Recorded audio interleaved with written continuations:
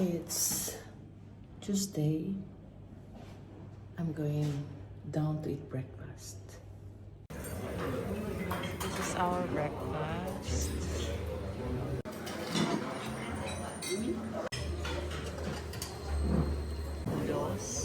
Noodles, fried rice, sauté vegetables, and bacon.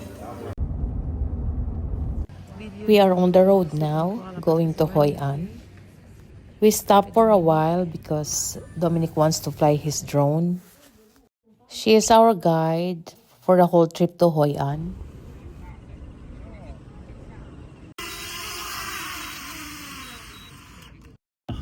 Si tu fais paramètres, c'était la base militaire américaine et toute la ville a été bombardée. Donc dans le centre de ville, il n'y a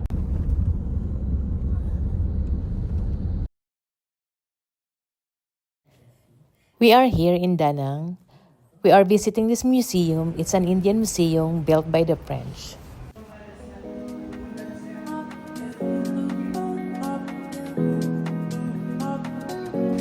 We have also this thing. Until now we use it.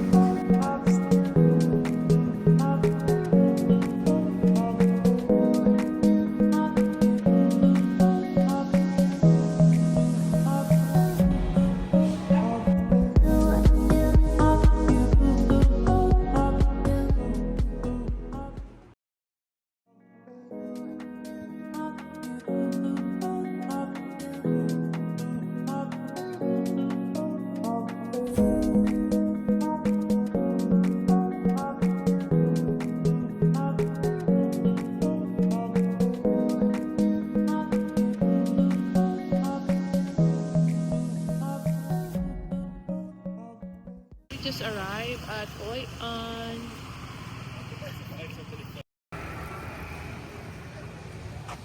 So this is the village of Hoi An. Really beautiful. So beautiful. Hoi An. The beautiful village in Vietnam. Hoi An.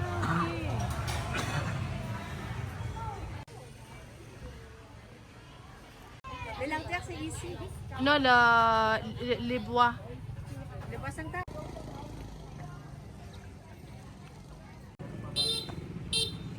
This is Quang Kong Temple. Ah ouais.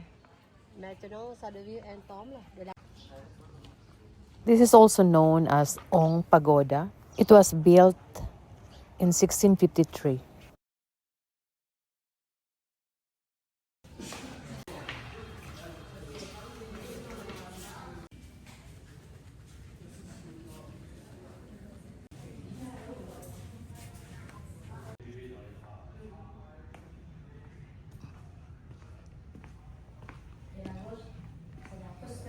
Tatlong klase daw yung religion dito sa Vietnam. Isang Buddhism, Confucianism, at Taoism. Pero nanggaling kami sa North, meron kaming napuntahan na isang village sa Ninh Binh na merong mga Catholic.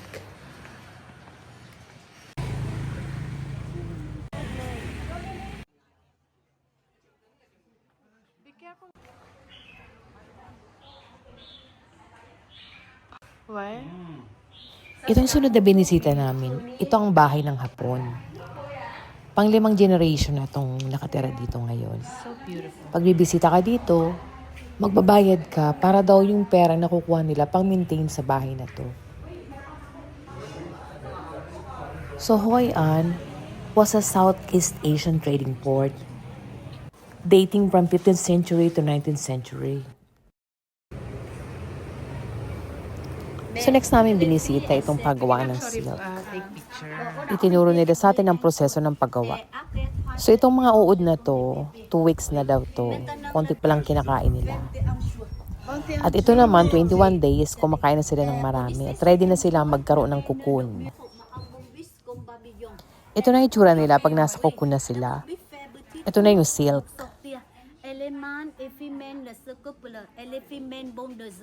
et des œufs et que l'eau de bébé, c'est cycle. Oui. Mais pour faire de la soie, on mettait des cocons dans l'eau chaude avant la bombe sortir. La soie, on mettait des cocons dans l'eau So, kailangan muna pala siyang ibabad sa mainit na tubig para makuha mo yung silk. Isa daw ito sa pinakamagandang trabaho dito sa Vietnam kasi marami daw benefits.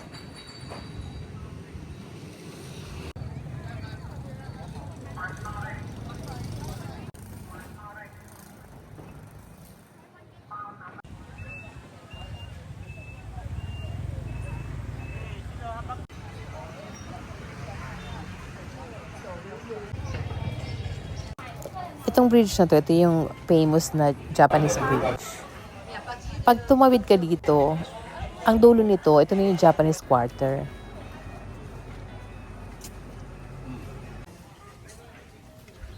Dinala kami ng aming guide dito sa lugar kung saan mag-aaral kaming gumawa ng mga lantern.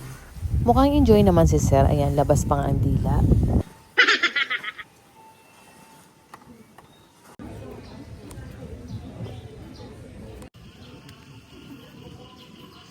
Ito lang finished product. That's our lantern. With the lanterns. Okay. It's beautiful here.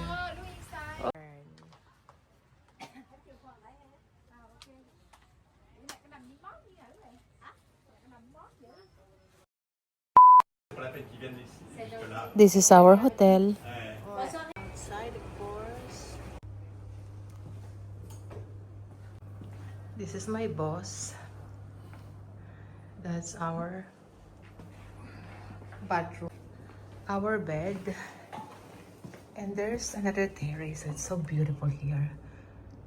It's so calm. Smells so good. Fresh.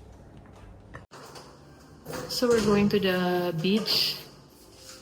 We already... Did you have your own No, where is towel? it? So that's our hotel, the tallest one. This beach is really close to our hotel. It's like 4 minutes walk. Napakapino ng buhangin niya. Walang bato-bato dyan sa dagat. Ang sarap. Hindi nga lang siya kasing init ng temperature ng dagat sa Pilipinas.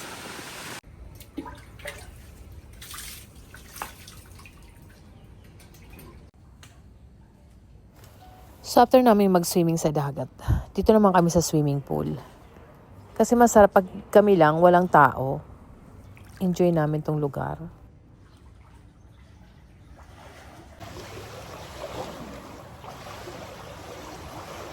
Paradise. It is a paradise. Wala mo. So here is the spa room. And you have this sauna here. Gym. From our hotel, nag-bicycle kami ng 20 minutes pabalik dito sa town kung saan kami galing kaninang tanghali. Maganda daw kasi dito kapag kagabi kasi nakabukas lahat ng lantern.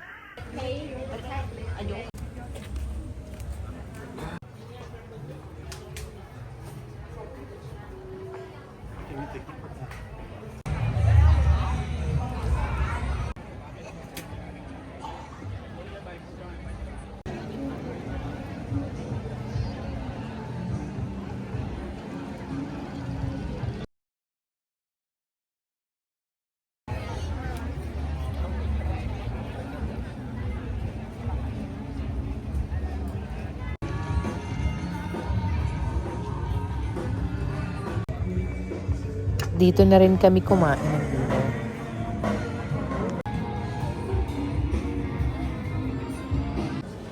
I'm going to have a full body massage. It's beautiful. See this place. It's so beautiful.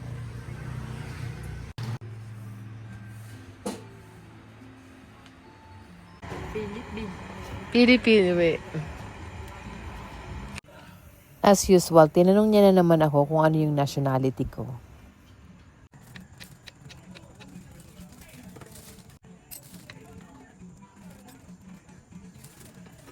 Biglang may bumili sa tindahan ni ate. Kaya sabi niya, kung pwede daw na ako na lang muna yung gumawa ng crepe namin.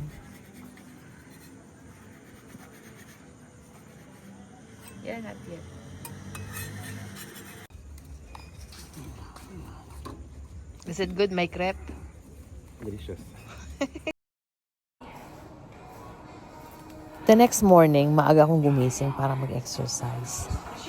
Feeling ko ang bigat-bigat ko na kasi hindi kami tumitigil sa pagkain.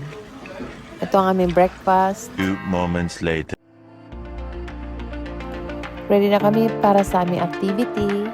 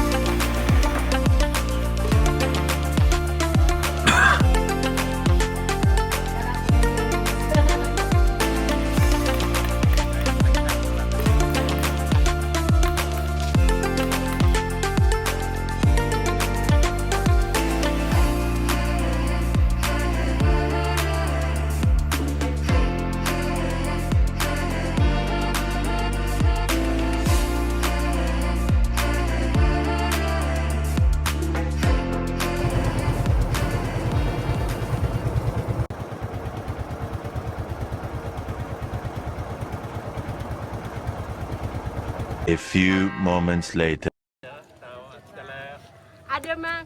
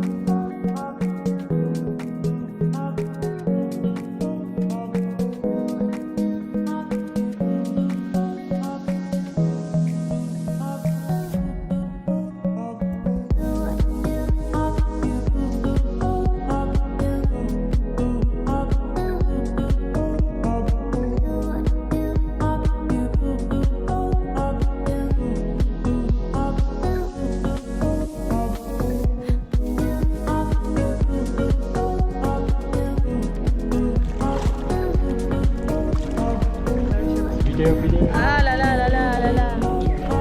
Ah, wait. Yang satu. Oh my God. Ah.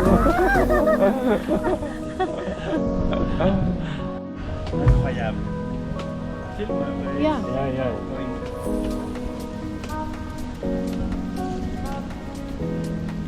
Ah, that's it. Oh my gosh. 2 moments later.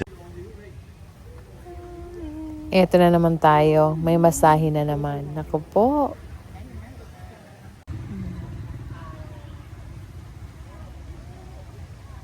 Oh la la. This is the last activities that we have. I know, we still have cooking. Pardon. Cooking activity, no? Yeah.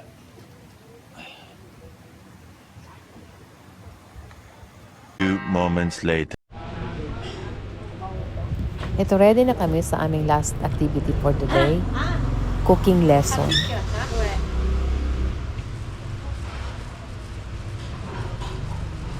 Okay. Ito po may laundry. Ah, avec la main.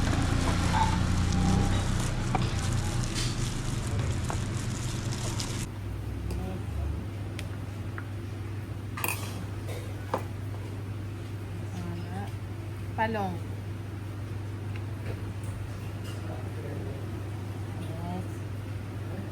Okay.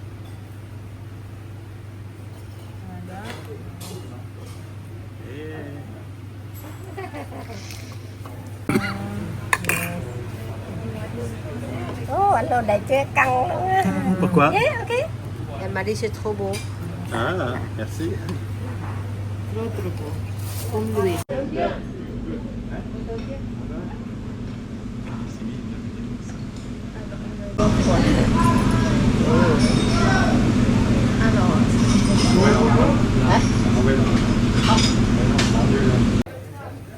Wow. And now, Ok. fais flamber ma chérie, ça arrive pas. You just do it like, turn it mo na ako. Turn it mo, bahala.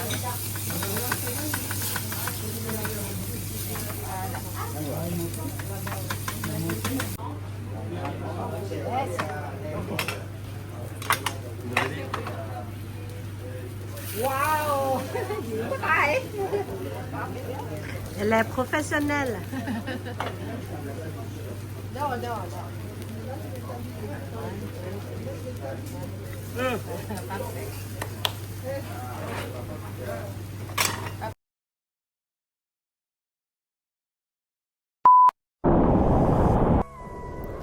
Ito yung huling ligo namin sa dagat. Kasi bukas, pupunta na kami sa Ho Chi Minh City.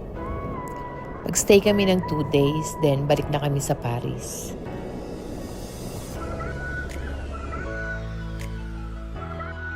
Chin Chin! Huling dinner namin dito sa Hoi An. Cheers, cheers, cheers, cheers.